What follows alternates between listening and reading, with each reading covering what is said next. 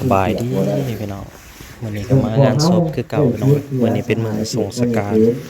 ผู้ที่อาหารแด่ที่ดินนี่ก็เพิ่นก็มาวางพวงอย่างบ่มีวัด เพิ่นเดินว่าหยัง ของเฮาอีกแล้ว บ่เดินว่าหยังอันนั้น แสนตัวเก่าอะไรอาวรณ์ในทางนี้ มาไล่บ่ อืม เรียนเป็นได้เนี่ย พวงมาลา ต้นหัวไว้ พวงมาลา ดวงวิญญาณของสหายเอกเพื่อนเสีย3 นาทีทำเอา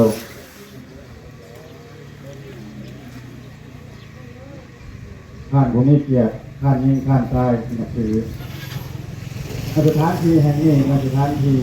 เป็นไปด้วยความโศกเศร้าของครอบครัวพ่อแม่ลูกหลานไอ้นอก คนก็บ่หลายแล้วพี่น้อง สาวเอา เพิ่นก็เป็นในนาม ตลอดฮอดหา เป็นกองร้อนหรือว่า เพื่อนในสหายและการไปตั้ง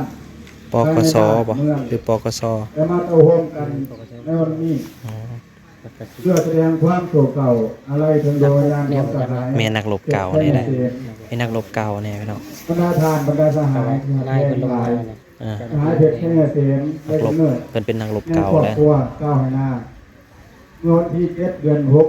1960ที่บ้านนามงเมืองเทพทองแสงจรนครสหายได้เติบใหญ่ในท่ามกลางเกิดภัยแห่งการปฏิวัติของเวลาอิสระก็คือส้นขั้นเก้าผู้หอแห่งงานซึ่งเป็นบุตรของทานศรีจันทร์และนางวันดา อ่านประวัติไปหน่อย เมืองเทพทองแสงจร อ่านประวัติ อายุ8 ปีเอาโรงเรียนประถมบ้านนาโมงเมืองเทพทองแสงจรนครมี1,970 ถึง 1,975ได้ไปบวชอยู่วัดโคกกลางประเทศไทย อ๋อเราได้ไปบวช 1,976ในมาอยู่นำครอบครัวที่บ้านนาโมงเมืองเทพทองแสงจรนค พี่ ร น้องเอ้ย ปี1984ได้ถูกแต่งตั้งกองร้อนบ้านไป วางพวงมาลา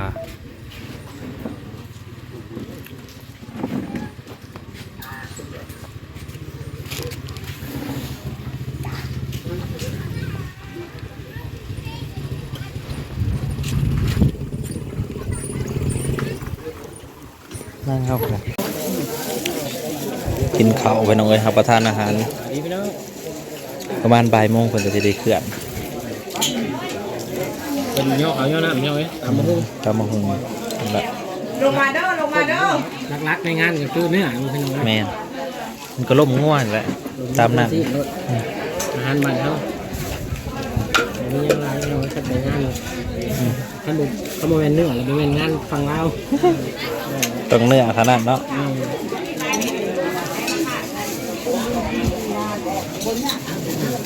ต้มเกลือพี่น้องเอ้ย ต้มเกลือ สบายดีเนาะ กระทั่งนักกลักกระแลกกระทั่งนั้น เชียงดวง ต้องเสียงดวงขาดบ่ได้พี่น้องเอ้ยปใหญ่ ประจำงาน ปใหญ่ผู้เฮ็ดเทือนในเฮาแหละนี่พนักงานสั่นอย่างเดียวแลกแลก เดี๋ยวพี่น้องมาเด้อ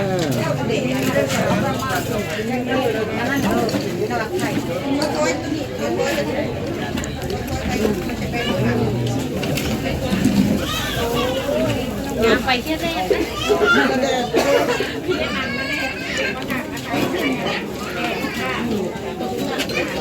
ประทานอาหาร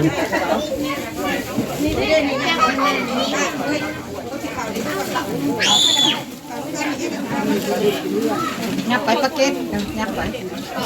หมดกันนะ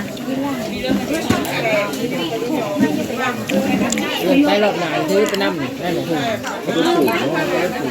ง าม ได้อยู่มึงนี่ก่อน มันสิเป็นอยู่ติ บริกินตะเพื่อตะมงหูนะไปตอมให้8 เดือนนะบริกินตะมงหูเพื่อ เขากินบ่ได้ดอกมันจัดเกินไป เพื่อไปเรื่องบอกได้บอกได้ครับก็ได้แตงเนี่ยแตงอะไรปลูกแตง แต่ว่าคิดว่าสิปลูกได้อยู่ดินน่ะมันก็คือ ได้พอได้ เพราะว่าปลูกผักปลูกหยังมันก็ยังเป็นเนาะ แม่ เขาบ่กินกันเลยวันนั้นเลย ต้องว่าเบิ้ลเขากินแหละหู มันเป็นเรื่องอยู่ เข้าบ่กินนะเนาะ ขายให้แต่พวกคนไทยคนนั้นนี่แหล้วเขาขายกัน เราคนไทย แพง ไปมันหูจักกินแต่ชื่อลำเนา อืม อันนี้นี่หูเขาไม่รู้ คนลาวเขามันขาดบ่ได้ดอกอันเนาะอันตำบักหุ่ง เราคนไทย อยู่เกาหลีบ่ กำเบ็ดเนี่ยก็มันกินที่กำมันกินที่ เดี๋ยวสิกินน้ำใดบ่มันเวท มันมาทำกินดูมันติดเลยก็หวานบาดเดี๋ยวว่าใหม่เข้าไปแล้ว เอาเงินนี่เอาพระเจ้ากินบ่เผ็ดบันไดนะ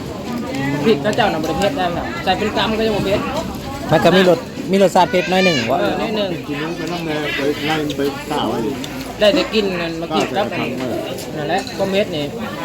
จูบพริกบ้านเฮาบ่ได้ แน่นอน โอ้ยดูหมดติ่งน้อยก็หมดติ่ง ใส่ยิบหน่วยยังบ่ทำบ้านเฮาเลยนึง กัดดีกัดโลดบ่พริก โอ้ย นี่ กัดลงไปกัดกับกัดไปได้แต่น้ำมันหยาบ พริกเกาหลีกัน หยาบได้ หมดติ่งน้อยก็หมดติ่งใหญ่ไฟซีมันซีมันแห้ง โอ้ไปเจอบ่พริกกินหนูบ้านเฮาหน่อยเดียวมันก็ โอ้ย เกิดตายไปหมดแล้ว เขาก็กินรสชาติจืด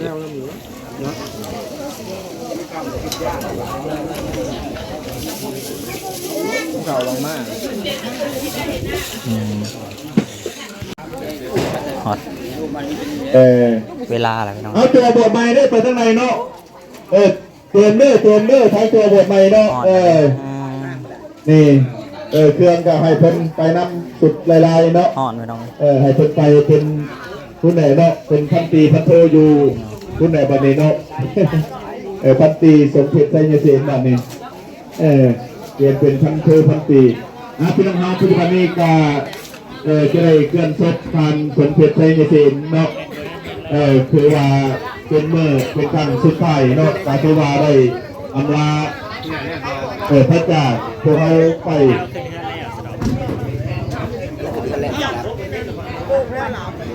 คือว่าเป็นวินาทีสุดท้ายพี่น้องเฮาเนาะคือว่าทางครอบครัวทางญาติพี่น้องก็ได้มาช่วยแบ่งเบาภาระให้แก่ครอบครัวความโศกเศร้าเสียใจมีสำไรกับทางญาติพี่น้องกับ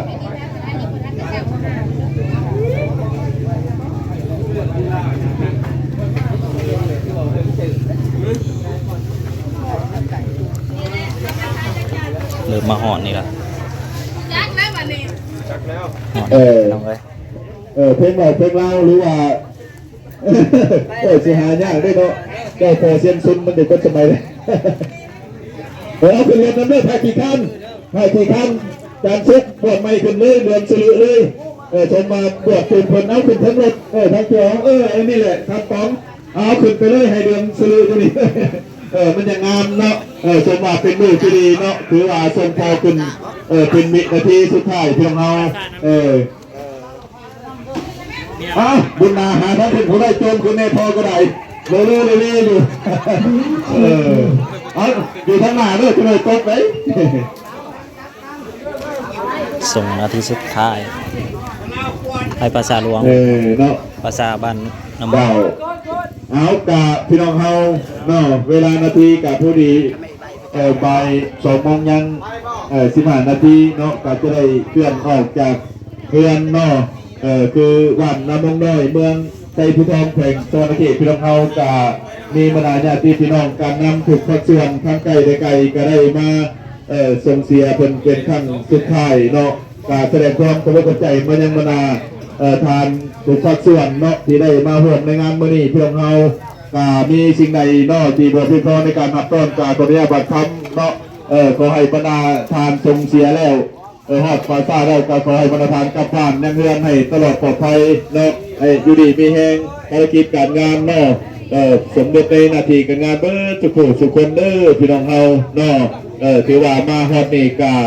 จะได้เจอไว้สำนีพี่น้องเฮาโอกาสหน้ากะจะว่ากันใหม่เจ้าก็กล่าวเข้ามาสบายดี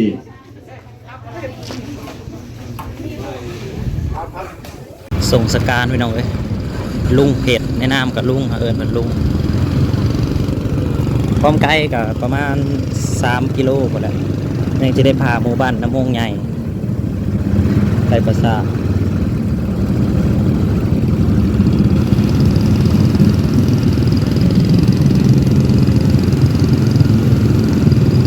ห่อนคากะลีพี่น้องเอ้ยกลับมาห่อนอีกแล้วหลังจากหนาวมา1-2 มื้อ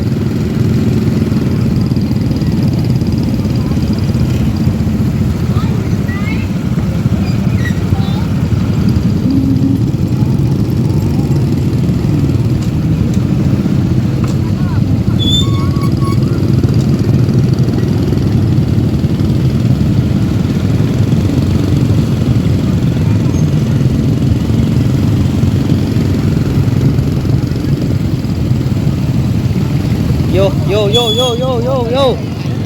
ยังคือลิฟมาคือลิฟมาแท้แหละ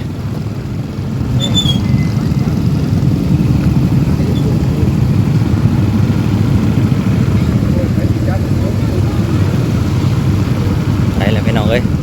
ส่งสการ4 เดือนแล้วเขาเนาะส่งสการเมียบัดนี้มาส่งสการผัวคือว่าอะไรพี่น้องเอ้ยโรคภัยมันหลายผู้มื้อนี้โรคภัยหลายเห็นอย่างย่องอยู่จังว่าย่างแต่ละมื้อก็ได้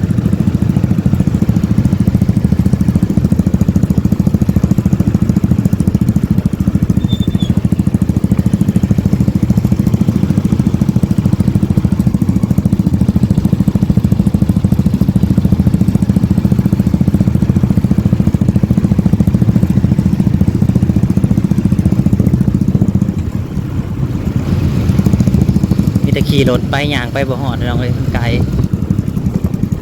ย่างไปบ่หอดดอก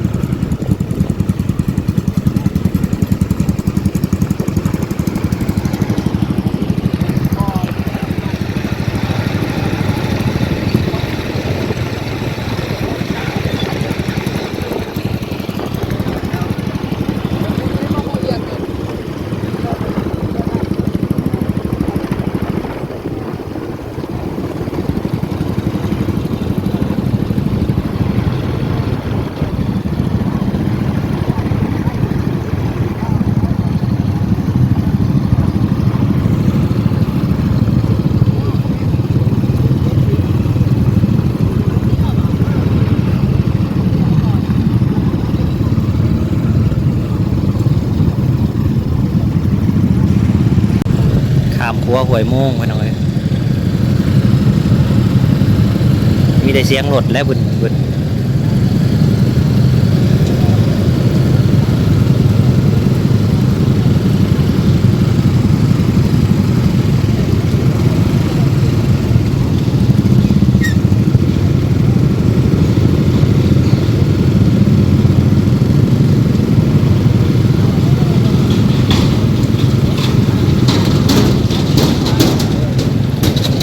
เป็นหีดข้องของศาสนาพุทธเนาะเป็นแบบนี้แหละทางใดก็คือกันนี่แหละเป็นเนาะแบบนี้ศาสนาคริสต์ก็จะเป็นแบบหนึ่ง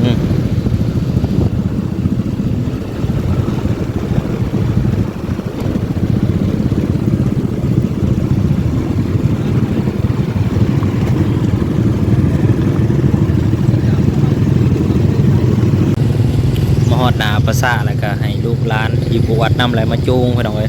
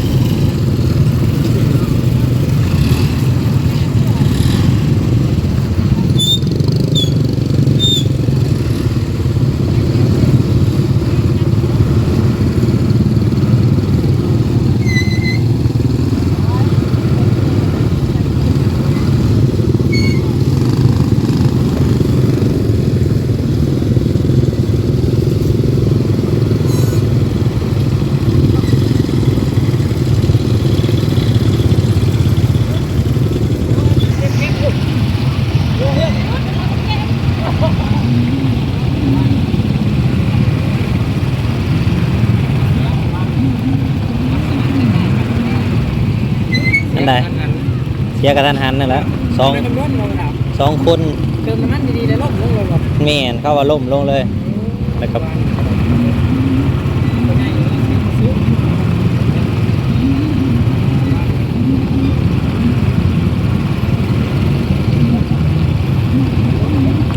เสียคล้ายๆกันนั่นแหละพี่น้องเอ้ยอยู่บ้านนาคำนนเป็นเด็กปั๊มเติมน้ำมัน เติมน้ำมันแล้วก็ล่มลงแล้วก็ไปเลยเพื่อนว่าอันนี้ก็ตามเพื่อนว่าออกมาจะจริงบ่จริงแล้วหอดภาษาหลวงอะไรพี่น้องเอ้ยส่งสกาปะย่าง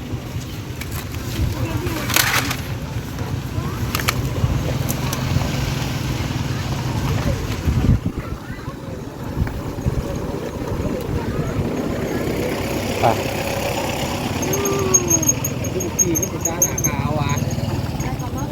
ขายดาวเพิ่นก่อนนะ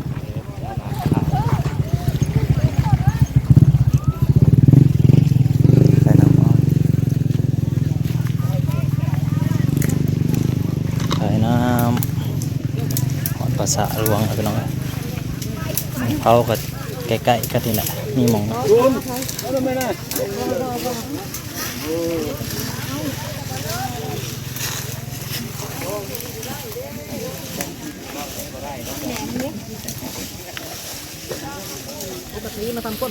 คูบยังมีอะไร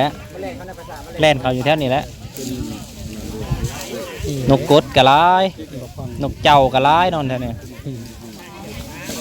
เขาผูกประหยัดเขามันยังกลางคืนตะกี้เขาทันมอเขาอันนั้นทำยังกลางคืนแล้วเว้ยถือกระดูอันใบไม้หล่นไม่ต้องเลยผมฮอดบ่มีวันอยู่เลยเนาะแกนเติร์ดอยู่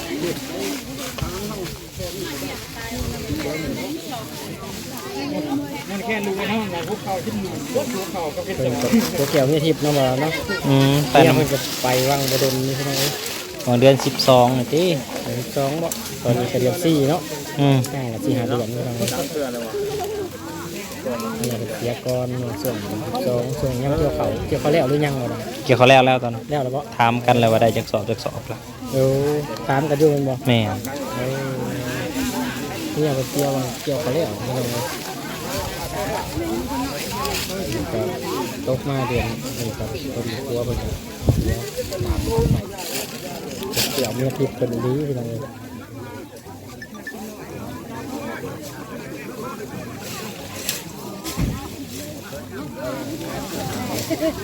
มันห่อเท่านี้ครับพี่น้องลีตามนี่นะบ่มีห้องบอลอยู่ครับ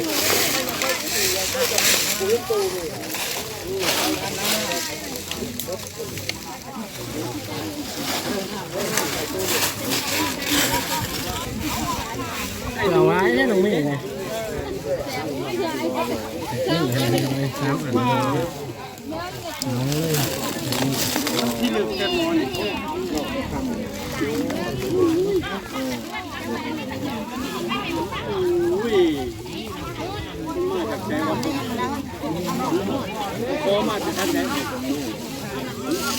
ส่งสการพี่น้องเอ้ยคืน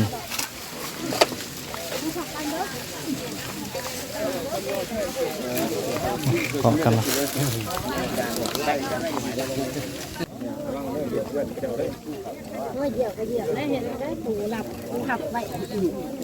บ่เห็นนะ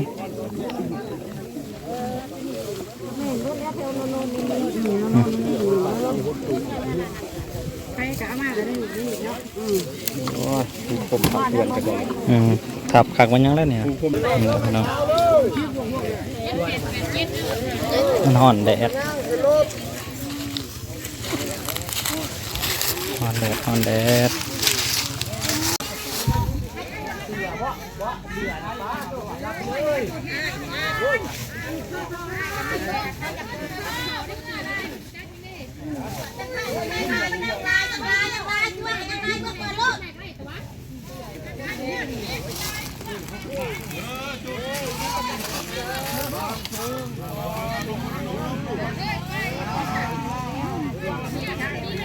เจ้าเลย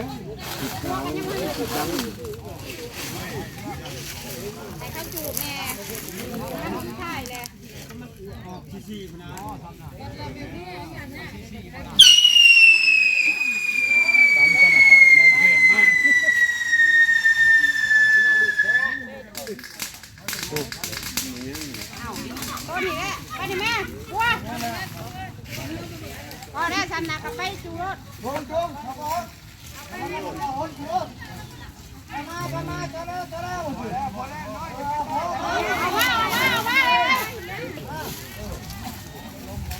ลมมาได้ อืม เดี๋ยวนี้ตุ้มๆมันมีแต่ดอกไฟเห็นบ่ อืม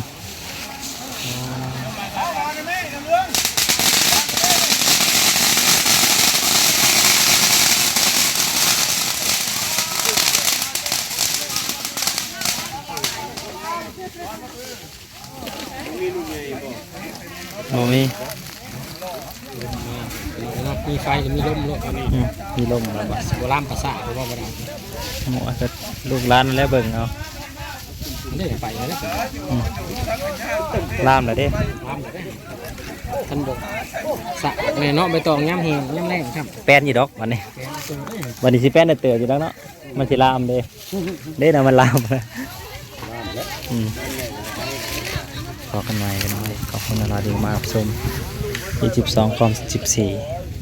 14